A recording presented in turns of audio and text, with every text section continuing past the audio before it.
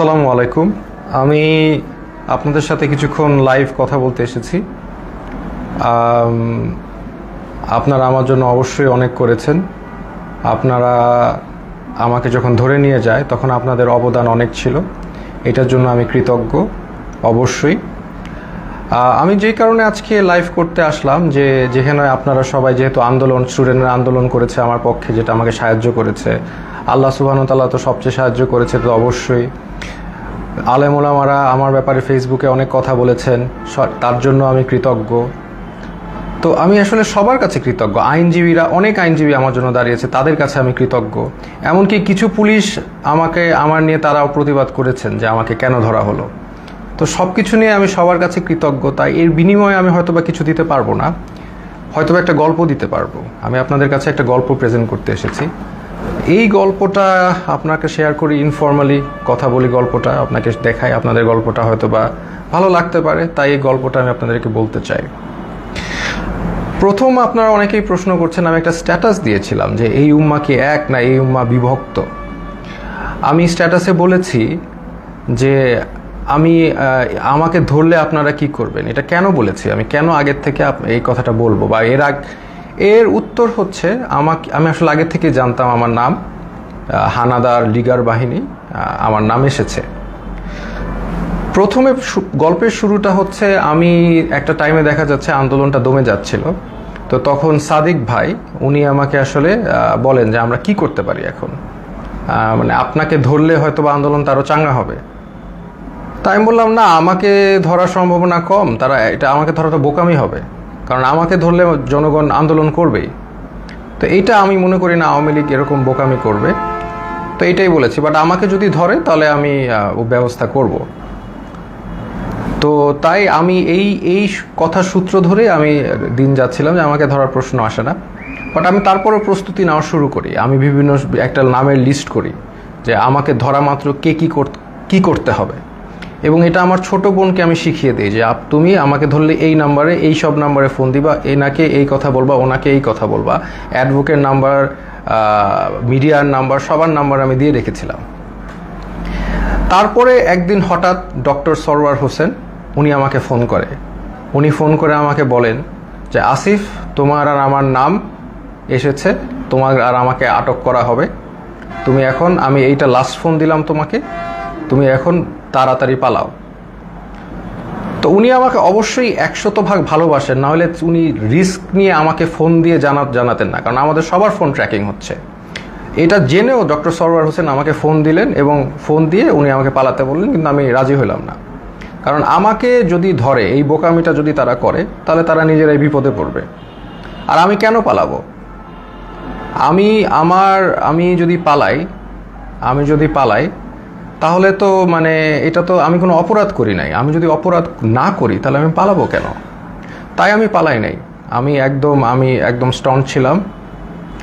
আমি পালাই নাই। আমি মোটামুটি প্রিপারেশন নিচ্ছি যে আমাকে ধরে মেরে ফেলা হবে অথবা আমাকে টর্চার করা হবে, দুইটার একটা কি হবে, বাট আই ডোন্ট কেয়ার।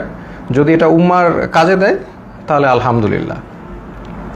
তারপরে যে আমার বোনের যেগুলো প্রস্তুতি আছে, আমি নিজে একটা ভিডিও বানাই। আপনি যদি এই ভিডিও, সেখানে আমি বলি যে আমার যদি ভিডিওটা দেখেন তাহলে তার মানে আমি মৃত, আই এম ডেড, অথবা আমি গুম, এরকম একটা ভিডিও করে রাখি। তো করে আমার বোনকে সব শিখিয়ে দিই যে আমাকে ধরলে এটা করবা, ওইটা করবা, এটা করবা, এর কাছে যাবা, একে ফোন দিবা, সব একটা লিস্ট আমি করি। তো করার পর আমি আসলে মানসিকভাবে প্রস্তুত হয়ে যাই যে I can be dead, I can be killed, আমি শেষ হয়ে যাব। বা শেষ না হলে আরও খারাপ, যদি মেরে ফেলে তাহলে তো ভালোই। আপনারা তো জানেন তারা কি পরিমাণ অমানবিক টর্চার করতে পারে। তা আমি আসলে মরাটাই বেস্ট সিচুয়েশন ধরে নিয়ে আমি প্রস্তুতি নিয়েছি।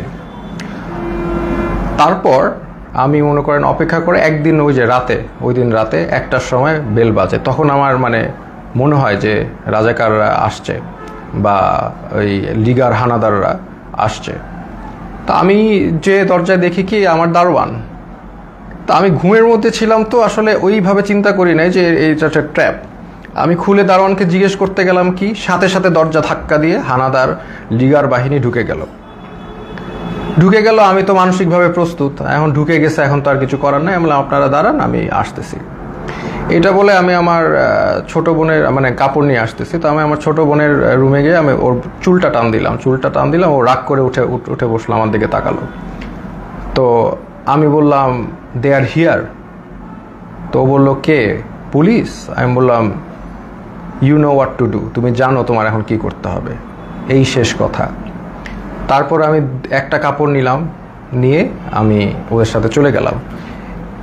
ওরা আমার বাসার যে সিসি ক্যামেরা ওগুলো সব বন্ধ করে রেখেছে, কিন্তু লাকিলি একটা ক্যামেরা অন ছিল, ওরা বুঝে নাই সেটা, ওটাকে তারা ক্যাপচার হয়ে গেছে যে তারা এগুলো নিয়ে গেছে। প্রথম দিন রাতে তারা আরও কয়েকজনকে ধরার চেষ্টা করলো, পায়নি, আমাকে নিয়ে তার ডিবি অফিসে নিলেন। ওইখানে যে অবস্থা, মানে একটা ভয়ঙ্কর অবস্থা, মানে 80-100 জনের মতো লোক ছোট একটা স্পেসে, মানে কেউ বসলে কেউ শয়, কেউ শুইলে কেউ বসে, একসাথে সবাই শোয়ার স্পেস নাই। ওইখানে আরেকটা এশিয়ান ইউনিভার্সিটির একজন প্রফেসর ছিল, উনি মানে শোয়ারই চান্স পায়নি, উনি বসেই ছিলেন, কারণ স্পেস নাই, মানে এত একটা কনজাস্টেড এরিয়া, ফ্যান নাই, একটা রুমে কিছু এসি ঢুকে আর বাকি সব রুমে হচ্ছে মানে একদম ফ্যান নাই, কিছু নাই, সব সময় লাইট থাকে, সব সময় সাউন্ড থাকে, আপনি ঘুমাতে পারবেন না। তো ওইখানে ঢুকে প্রথম দিন তো আমার খুব মানে অবস্থা ভালো না। আমার তেমনি আপনারা জানেন স্পাইনে প্রবলেম হওয়ার কারণে আমার এমনি সবসময় পেইনে থাকে, আমি নিউরোলজিক্যাল পেইনে থাকি, ফিজিওথেরাপি করলে কমে, আবার নাহলে বেড়ে যায়। সেই সিচুয়েশনে আমাকে এরকম একটা জায়গায় নিয়ে গেল যেখানে আমার কোনো বসার জায়গা নেই, সব পুরাটাই ফ্লোর, হার্ড ফ্লোর, তাও আবার মুভ করার তো কোনো স্কোপই নাই, শত মানুষ। তো এরকম জায়গায় প্রথম একদিন ছিলাম, ওই রাতে ছিলাম। তারপরের দিন ওরা আমাকে ডেকে নিয়ে গেল উপরে নিয়ে তারা আমাকে প্রশ্ন করলো যে আপনি ব্র্যাকে কয়জন শিবির আছে। আমি বললাম আমি তো শিবির করি না, আমি কীভাবে জানবো ব্র্যাকে শিবির কয়জন আছে বাকি। এরকম অনেক প্রশ্ন করলো বারবার।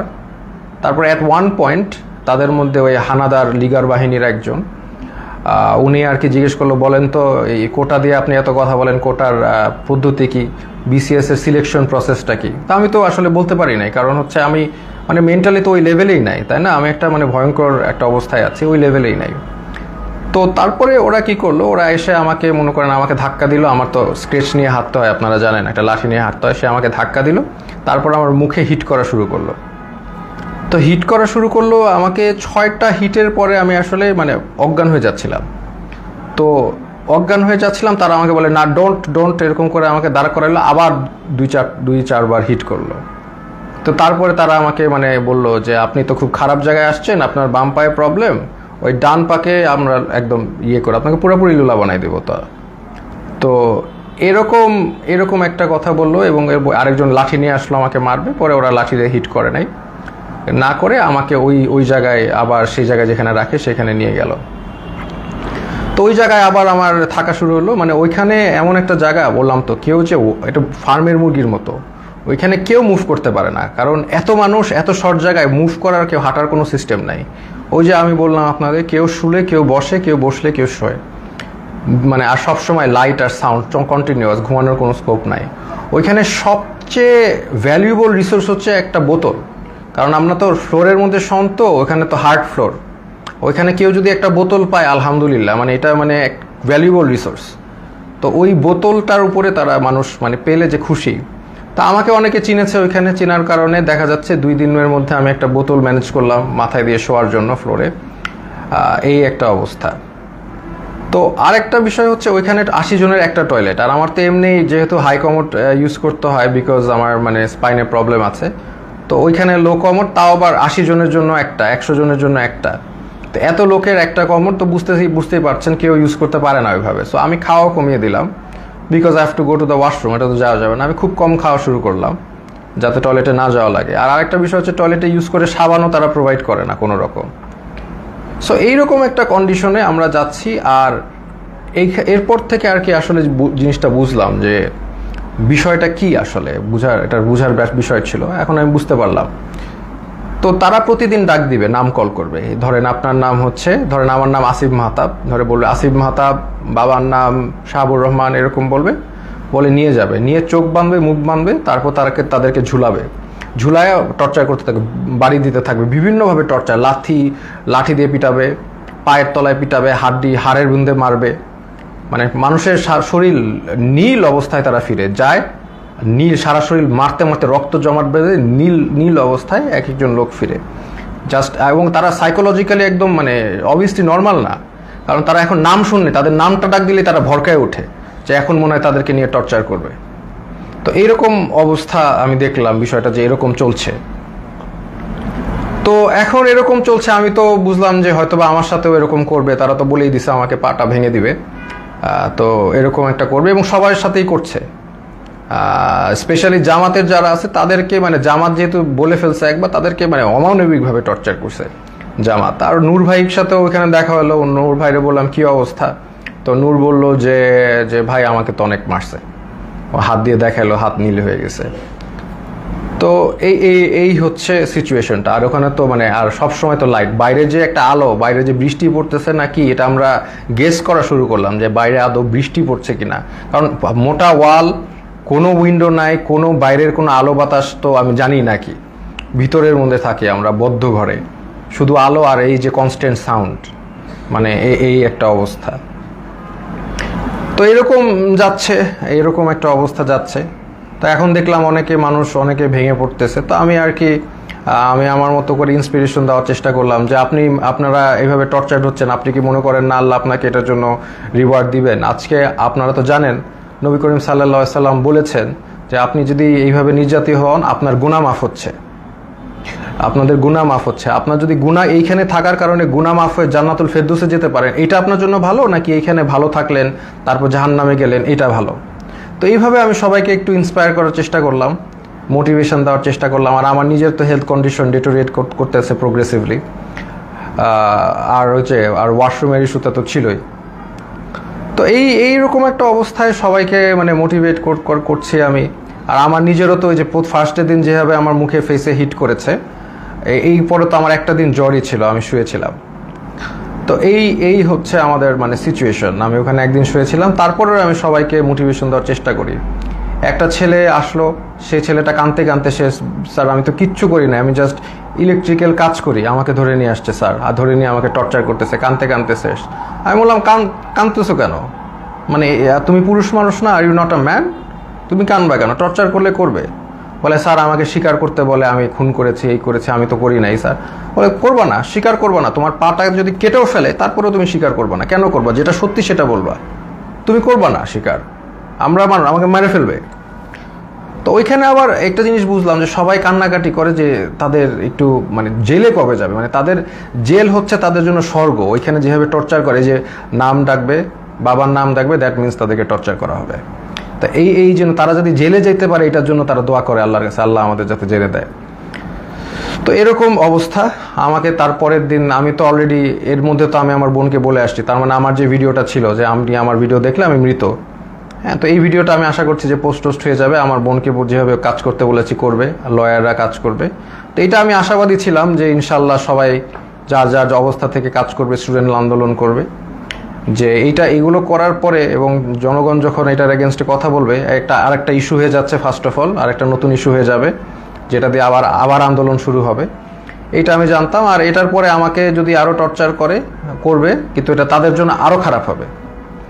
তো তারপরে আমাকে তারা ঠিকই গুম করা অবস্থায়, আর আমার বাবা মা যতটুকু জানলাম আমাকে গুম করে ফেলছে। তো এটা তারা বলছে, তারা স্বীকার করে না যে তারা নিয়ে আসছে। তো এই অবস্থায় তারা আমাকে কোর্টে চালান দিল। তো আমি চিন্তা করলাম যে কোর্টে যেহেতু যাচ্ছি, এখানে মিডিয়া পাইলে আমি আমার এক আঙ্গুল দেখাবো, শাহাদাত, এক উম্মা, আমরা এক উম্মা, হ্যাঁ, আমার গায়ে আমরা সবাই এক। তো এই সিম্বলটা আমি চিন্তা করেছি দেখাবো। তো আমি জানি যে এগুলো দেখালে তারা আমাকে আরো অনেক নির্যাতন করতে পারে, দেখাইলাম, কারণ এটা আমি তো জানি জনগণ বুঝবেন যে আমি এক আল্লাহ, এক রসুল, এক উম্মা, এই কথাটা আমি বুঝাতে চাচ্ছি যে আমরা সবাই এক। আমার অত্যাচার যা হলে হবে, এই অত্যাচারের কারণে যদি আপনারা স্বাধীনতা পান, এই জুলুমের থেকে মাফ পান, তাহলে আলহামদুলিল্লাহ, নো প্রবলেম, আমাকে অত্যাচার করুক। তো আমি ডিসিশন নিয়ে নিলাম, এক দেখাবো। তা আমার সাথে ওই জগন্নাথের আরিফ ছেলেটা, খুবই সাহসী ছেলে, ও আমার সাথে কেসটা দিল, মামলা দিল, আমরাও গেলাম, আমি ওকেও বললাম যে আমি এক দেখাবো। তো এই অবস্থায় এই এক উম্মা শাহাদাতের আঙ্গুল দেখিয়ে আমি ওই কোর্টে দেখালাম, এবং কোর্টে আমাকে সম্পূর্ণভাবে মানে কোর্টের যে জাজ, তিনি আমাকে দেখে চিনে বললে আপনাকে ওখানে দাঁড়ানো লাগবে না, আপনি বসেন। তো উনি আমাকে বসালেন, কিন্তু তারপরেও ওই মিথ্যা মামলাটা দিলেন যে আমি নাকি সেতু ভবন ভাঙচুর করেছি, যেটার মানে কোনো এটা জোক, মানে এটা যে কলাপস করছে সোসাইটি, ওখানেই প্রমাণ যে এরকম একটা মিথ্যা মামলা যেটার কোনো তথ্য নাই, প্রমাণ, এটা বলাই আসলে সময় নষ্ট। তো এই মিথ্যা মামলা উনি মানে জাজ আমাকে দিলেন, আর আমাকে আবার 6 দিনের রিমান্ড মঞ্জুর করলেন। তো ওই 6 দিনের রিমান্ড আবার গেলাম, আর এই সময়টা অনেকের সাথে পরিচয় হলো। ওখানে বিএনপির অনেক নেতা ছিল, পার্থ ভাই ছিলেন, ওনার সাথে আমি বললাম যে পার্থ ভাই আপনার তো আর আমার মামলা এক, আমি তো আপনার সাথে আসি। তো উনি বলে যে আমি তো তোমাদের সাথে থাকতেই চাই না, আমি তো এখান থেকে বের হতে চাই, একটু মজা করলেন। তো এরপরে অনেক মানুষের সাথে পরিচয়। একজন আসলেন, ওনাকে মানে উনি হাঁটতেই পারতেছেন না, পাটা একদম প্রচুর মানে অবস্থা খারাপ করে পিটিয়েছে। ওনার অপরাধ ছিল উনি ছাত্রদের পানি খাইয়েছেন, উনি ছাত্রদের পানি দিয়েছেন, ছাত্ররা পানি খাইয়েছেন, এই জন্য তাকে অমানবিক টর্চার করলো। তো টর্চার করলো, উনি এসে শুয়ে গেল। আমি বললাম যে এইগুলো একই কথা বললাম যে আপনাদের এটা গুনাহ মাফ হচ্ছে। তারপরে লাস্টে একটা কথা বললাম যে আপনি যে এত টর্চার হলেন ছাত্রদের পানি খাওয়ে, এখন আবারও কি খাওয়াবেন আপনি? তো উনি বললো ইনশাল্লাহ স্যার আবারও খাওয়াবো। আমি like that's the answer I am looking for. আমরা আবার করব, আমাদের ছাড়লে আমরা আবার করব, we are not going to give up. আমরা তো আবার করব, তাই না? আমরা কি অপরাধ করেছি যে আমরা করব না? পানি খাওয়ানো কি অপরাধ? তো এই হচ্ছে একটা অভিজ্ঞতা। তো এরকম এই যে একজন পেলাম। আরেকজন হচ্ছে মাদ্রাসা স্টুডেন্ট, তাকে বলছে খুন করেছে, সে পুলিশ খুন করেছে, এটা সে তাকে বলছে, এবং তাকে প্রতিদিন পিটায়, প্রতিদিন নিয়ে টর্চার করে। তো এটা নিয়ে আমরা হাসাহাসি করি, কারণ হচ্ছে এরকম একটা সিচুয়েশনে হাসাহাসি না করে যদি আমরা মেন্টালি ব্রেকডাউন করি তাহলে এটা মানে হবে না, মানে এটা আমরা আরও প্রবলেম, আমরা সব এইগুলো যা হয় সেটা নিয়ে হাসাহাসি করি। তাই আমি বললাম কি নিয়ে মেরেছে? বলে যে আমাকে বলেছে যে তুমি তো মাদ্রাসার স্টুডেন্ট, তুমি তো কোরআন পারো। বলে হ্যাঁ পারি। তো কোরআনকে বলছে অর্থ জানো? অর্থ জিজ্ঞেস করেছে, অর্থও সে পারে, সে কোরআনে হাফেজ। তো তারপর বলে কোরআনে হাফেজ এই রবীন্দ্রনাথ না কার বই পড়েছো? সে বলছে পড়েছি। তো বলে পড়লা কেন? এই অন্য এই নন ইসলামিক বই পড়া তো হারাম, এটা বলে আবার টর্চার করলো, হাতে পায়ে পিটালো। মানে খামুক, মানে একটা কিছু বলেই পিটায়। আমরা এটা নিয়ে হাসাহাসি করতে করতে শেষ। যে বলে আমিও বললাম যে কোনোভাবেই স্বীকার করবা না, যে তুমি যদি খুন না করে থাকো তুমি মিথ্যা মামলা দিও। বলে আমাকে আরো টর্চার করবে। বলে করবে, বললাম তো তোমাদের করাত দিয়ে হাত পা কেটে দিলেও স্বীকার করবা না, যেটা সত্যি সেটা বলবা। এরকম একজন সবচেয়ে কষ্ট লিখেছে যে মানে একটা ছেলে, ওর নাম হচ্ছে সানিয়াত ভাই, উনি হচ্ছে বিএনপির একজন মন্ত্রীর ছেলে, নাম বললাম না। তো ওরা আসলে খুঁজছিল তার বাবাকে পায়নি দেখে ওই ছেলেটাকে ধরে নিয়ে গেছে, সানিয়াত ভাইকে ধরে নিয়ে গেছে। তো সানিয়াত ভাইকে 4 দিন, উনি বলছে 4 দিন ওনাকে পিটিয়েছে, চোখ বেঁধে হাতে দিয়ে ঝুলিয়ে পিটিয়েছে। এবং সবচেয়ে যেটা উনি বলল যে ওনার মাকে ফোন দিয়ে শুনিয়েছে যে তাকে যে টর্চার করছে, এটা তার মাকে শুনিয়েছে ফোন দিয়ে লিগার হানাদাররা। তো লিগার হানাদাররা মাকে শুনিয়েছে যাতে বাবা এসে তাকে দেয় এবং ছেড়ে নেয়। আর যেহেতু ওনার বাবা আসছিল না, বা ওনার অবশ্যই তারা তো জানিয়ে যায়নি কোথায় গেছে, তাকে অমানবিক টর্চার করেছে। সেই ছেলেটা এমনি আমার মতোই, তার স্পাইনের প্রবলেম আছে, আমার মতোই অসুস্থ, এবং তাকে টর্চার করেছে বিভিন্নভাবে, হাতে পায়ে ঝুলিয়ে পিটিয়েছে। তো সে কাঁদতো অনেক, আমি সান্ত্বনা দিতাম, আমরাও সব বিষয় নিয়ে মজা করতাম। তো এইরকম একটা অবস্থা ওইখানে, প্রতিদিন নাম ডাকতো, প্রতিদিন নিয়ে পিটাতো।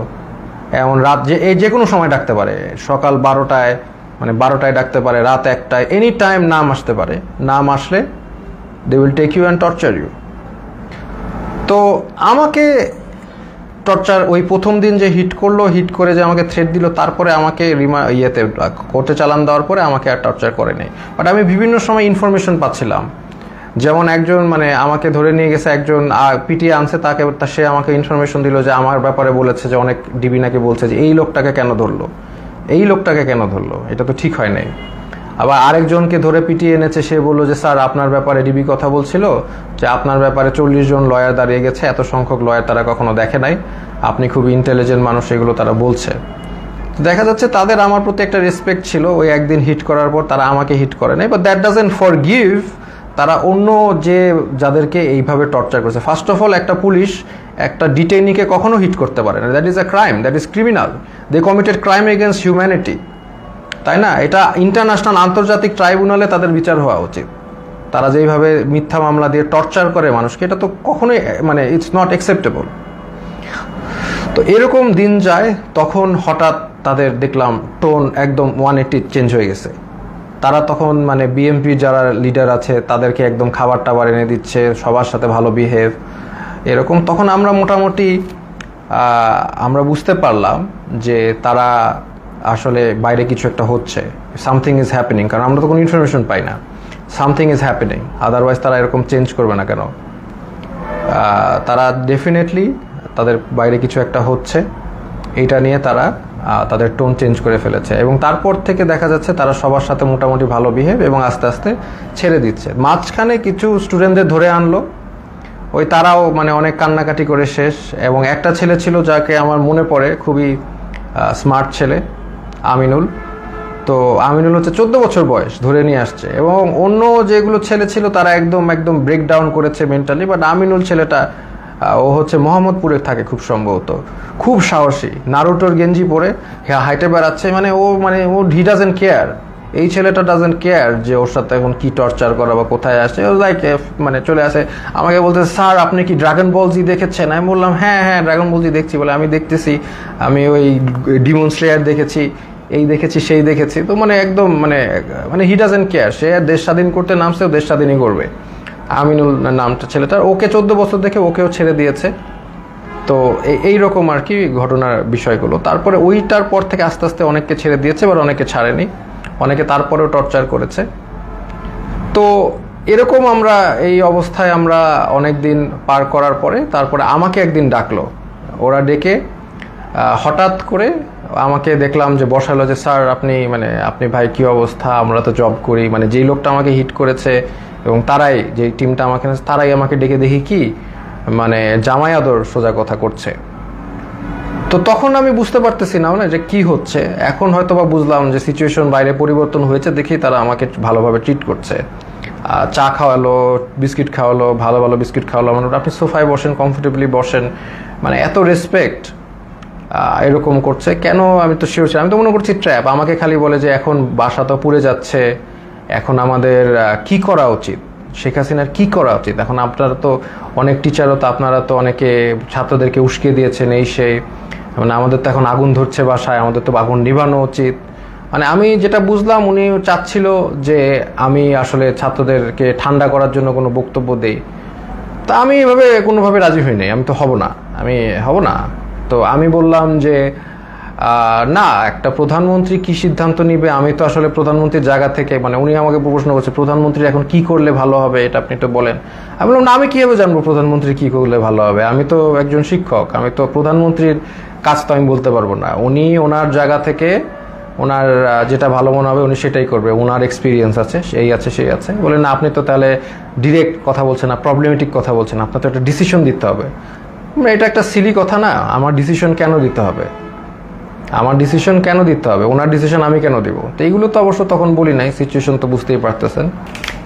তো এরপরে তারা আমাকে নিয়ে আসছে, তো নিয়ে এসে আবার ওখানে রেখে দিয়েছে। তারপরে আমাকে ওই আমাকে আবার কোর্টে নিয়ে গেল এবং কোর্টে নিয়ে তারা আমাকে জেলে পাঠিয়ে দিল। তো জেল থেকে তারপরে আর কি 2-1 দিন ছিল। আর তখনই আমি জেল থেকে আসলে খবরটা পাই, যে আমি পাই নাই, ওই আমার যে সানিয়াত ভাই উনি আমার সাথে ছিল, উনি বেসিক্যালি খবরটা পাই। দেখলাম উনি পড়ে মানে চোখ দিয়ে পানি পড়তেছে, কাঁদতেছে। তো উনি বললো কি হলো? তো ওখান থেকে বললো যে শেখ হাসিনা দেশ থেকে চলে গেছে। আমরা তো কেউ বিশ্বাস করি না, বললাম না এটা কেন, এটা পসিবল না। তো তারপরে আরো রিলায়েবল সোর্সগুলো থেকে জানতে পারলাম যে শেখ হাসিনা ইনডিড দেশ থেকে পালিয়েছে এবং গণভবন ঘেরাও। আলহামদুলিল্লাহ, এই হচ্ছে ঘটনা। তো এইটার পরে দেখা যাচ্ছে যে আমাদের জেলে সব ছেড়ে দিয়েছে, তখন একটা মানে সবাইকে ছেড়ে দিয়েছে যারা আছে পলিটিক্যাল নন পলিটিক্যাল প্রবলেম ছিল। তখন জেলের যারা মানে গার্ড তাদেরকে দেখা যাচ্ছে একদল মানে ক্রিমিনালরা ওদেরকে মেরে ওরা আবার দেয়াল ভেঙে পালানোর চেষ্টা করছিল। তো উপর থেকে অনেকবার তাদেরকে ওয়ার্ন করা হচ্ছে যে এটা করো না। লাস্ট পর্যায়ে একটা গুলি একজনের গায়ে লাগে, একজন কয়েদের গায়ে লাগে, উনি হয়তো বা মারা যান, আমি জানি না, আমি জানলা দিয়ে দেখছিলাম। তারপর এটা সিচুয়েশন ঠান্ডা হয়, হেলিকপ্টার দিয়ে আর্মি এসে সবাইকে আবার তাদের সেলে ঢুকায়।